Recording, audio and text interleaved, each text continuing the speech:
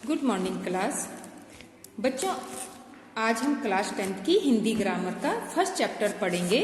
रचना के आधार पर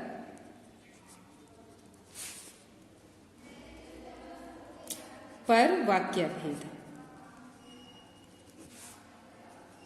ठीक है, क्लास 9th में आपने पढ़ा था अर्थ के आधार पर वाक्य भेद। क्लास 9th में देखिए, वाक्य के दो भेद होते हैं।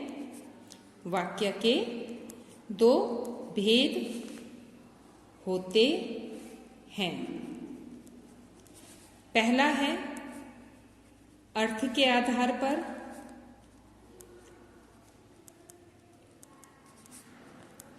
और दूसरा है रचना के आधार पर। अब हमने ये अर्थ के आधार पर 9th क्लास में पढ़ा है और अर्थ के आधार पर पढ़ेंगे हम 10th क्लास में।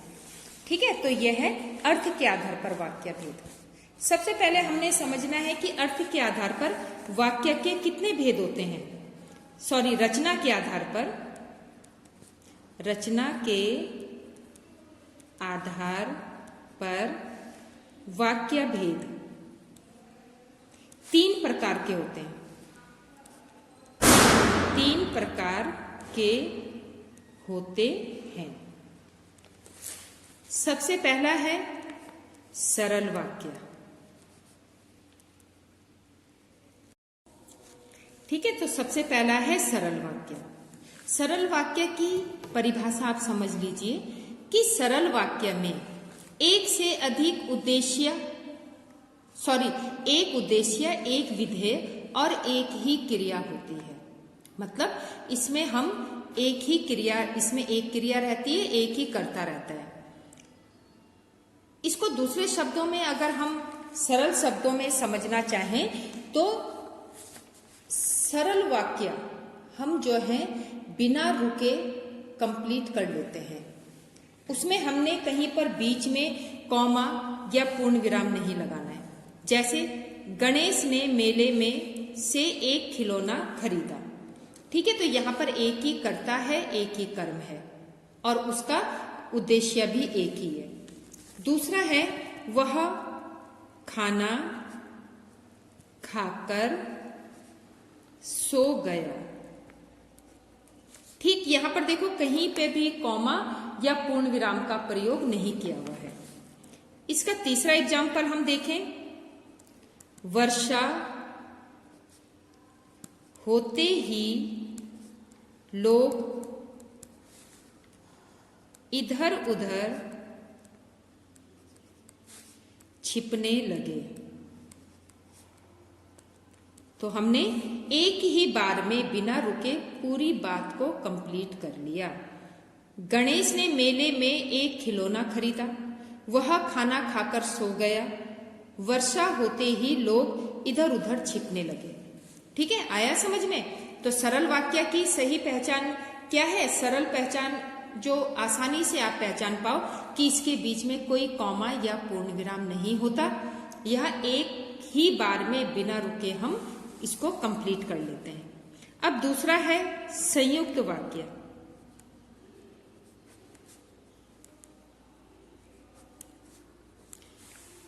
संयुक्त वाक्य में एक से अधिक वाक्य होते हैं।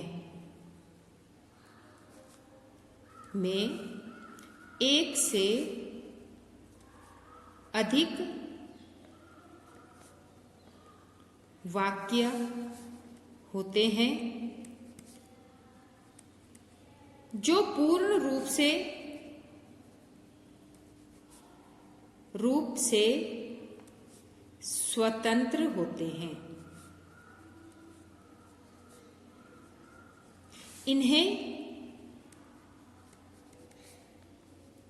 इन्हें समुच्चय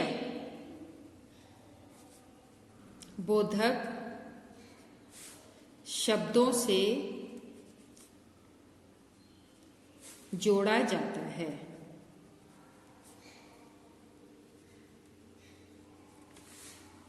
अब यहां पर इसमें देखिए, जैसे सरल वाक्य है ये पूर्ण रूप से स्वतंत्र है। स्वतंत्र का मतलब होता है कि हमें बात को समझ में आ जाना, किसी और वाक्य की जरूरत नहीं है उसको समझने के लिए, तो वो पूर्ण रूप से स्वतंत्र होता है। अब संयुक्त वाक्य में दो या दो से अधिक वाक्य होते हैं और दोनों अपने आप में स्वतंत्र होते हैं। दोनों का स्वतंत्र होने का मतलब है कि हम दोनों का मतलब समझ सकते हैं। लेकिन ये संयुक्त वाक्य कब बनता है? जब इनके बीच में समुच्चय बोधक शब्द आ जाते हैं। एग्जाम्पल देखिए, जैसे उसने बहुत परिश्रम किया। उसने बहुत परिश्रम किया किंतु सफल ना हो पाया।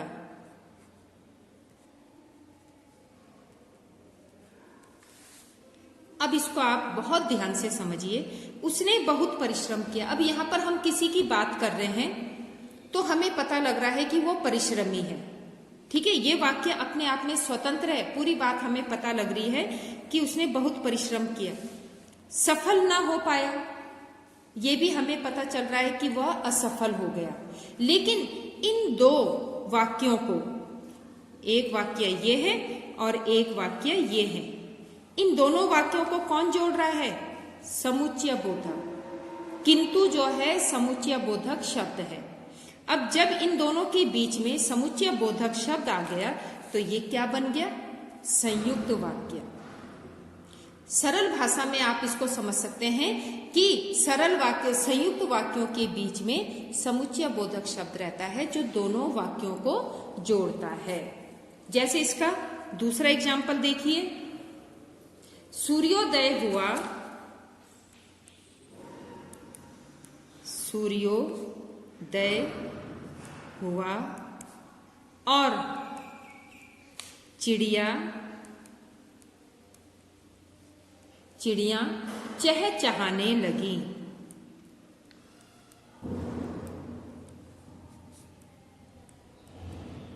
चहचहाने लगी।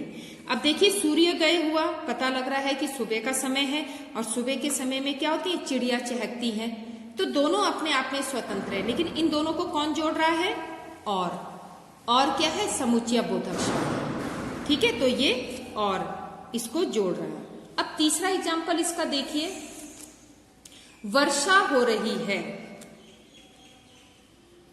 वर्षा हो रही है इसलिए बाजार में भीड़ कम है।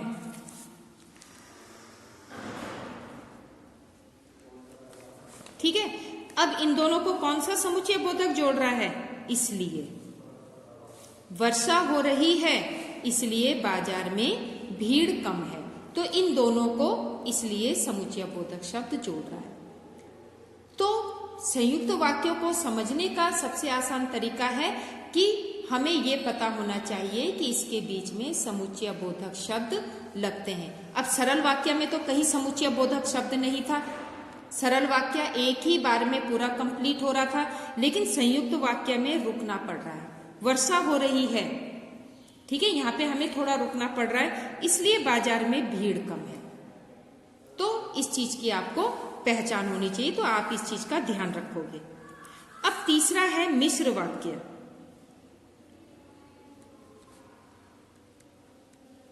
मिश्र वाक्य।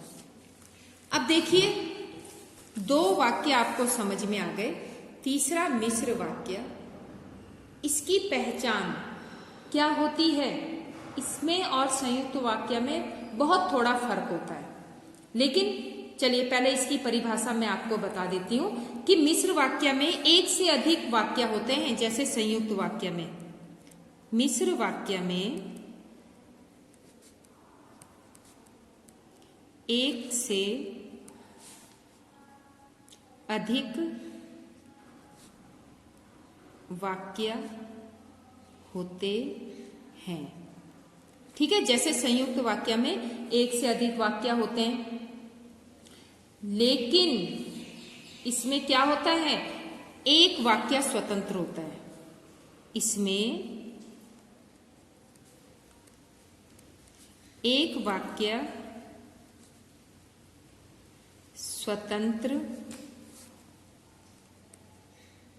होता है और शेष जो बचे हुए वाक्य हैं इस पर आश्रित होते हैं, आश्रित होते हैं। अब देखिए कहने का मतलब क्या है कि इसमें जो है एक वाक्य स्वतंत्र होता है जिससे कि हमें पूरी बात पता लग जाए, लेकिन दूसरे जो वाक्य हैं वो इस पर आश्रित होते हैं। सरल भाषा में हम इसको समझ सकते हैं कि मिश्र वाक्य में दो वाक्य होते हैं, लेकिन पहला वाक्य अधूरा होता है जब तक हम दूसरा वाक्य ना बोलें। जब तक हम दूसरा वाक्य नहीं बोलेंगे पहला वाक्य कंप्लीट नहीं होगा। ठीक है, तो पहला वाक्य इसमें अधूरा होता है। जब दूसरा वाक्य इसमें जुड़ जाएगा जो स्वतंत्र है तब जाके इसका अर्थ भी हमें समझ में आएगा। जैसे अब इसको समझ लीजिए, आज वह खेलने नहीं आएगा। आज वह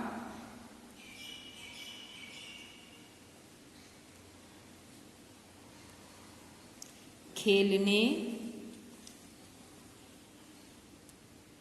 नहीं आएगा। अब ये बात हमें पता नहीं है कि वो खेलने क्यों नहीं आएगा। अब ये अधूरा वाक्य है, ये जब दूसरा वाक्य इससे जुड़ेगा तब ये वाक्य पूरा हो जाएगा। आज वह खेलने नहीं आएगा क्योंकि उसकी तबीयत खराब है।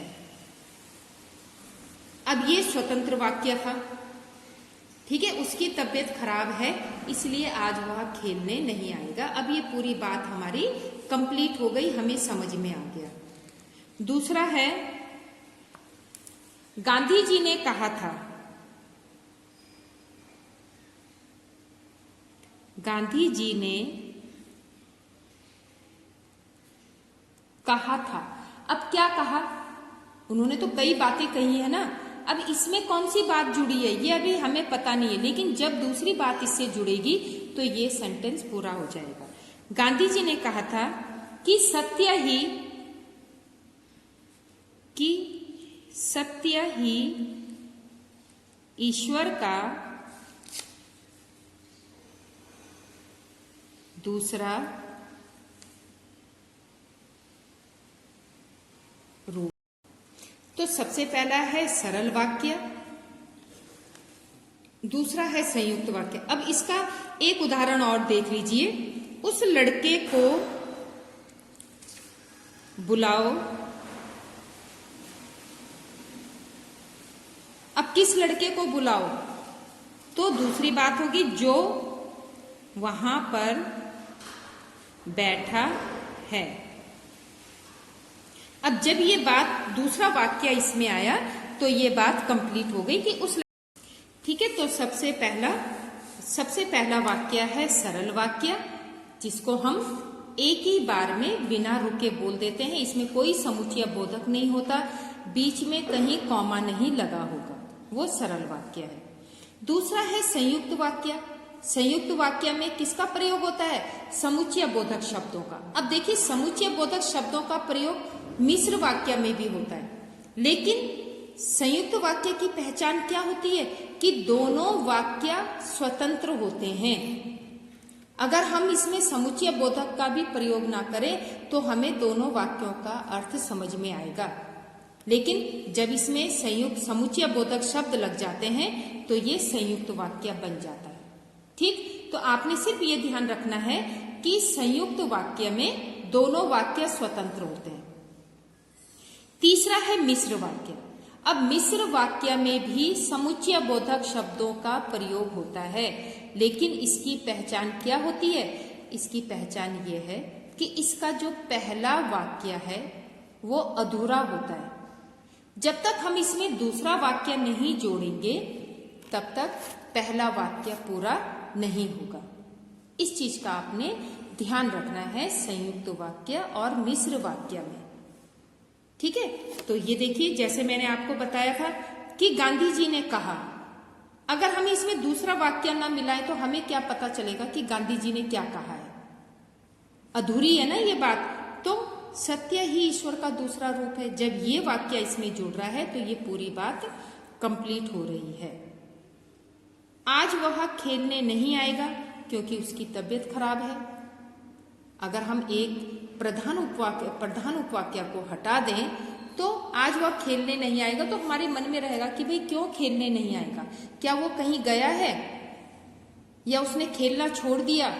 ये सब बातें। तो जब दूसरा वाक्य इसमें जुड़ा क्योंकि उसकी तबीयत खराब है, तो पूरी बात साफ हो गई। ठीक है, तो इस तरह से हमने सरल वाक्य और संयुक्त वाक्य में पहचान करनी है। तो इसके जो है मैं आपको इसके जो उदाहरण दूंगी करने। एक मैं आपको थोड़ा सा ये भी बता दूं कि मिश्र वाक्य, जो मिश्र वाक्य होता है,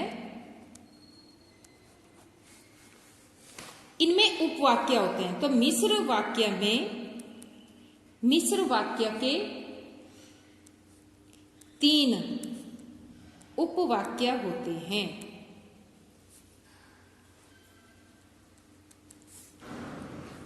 अब एक क्वेश्चन आ सकता है कि उपवाक्य किसे कहते हैं? तो उपवाक्य वही है कि जो मुख्य वाक्य के साथ जुड़ते हैं। तो सिर्फ मिश्र वाक्य में ही उपवाक्य होते हैं। ठीक है, सरल वाक्य में नहीं होते, संयुक्त वाक्य में नहीं होते, सिर्फ मिश्र वाक्य में होते हैं। तो सबसे पहला है संज्ञा उपवाक्य। संज्ञा उपवाक्य। और दूसरा है विशेषण उपवाक्य।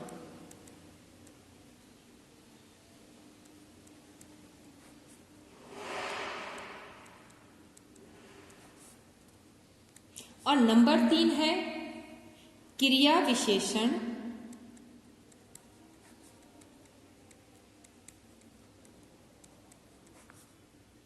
उपवाक्य।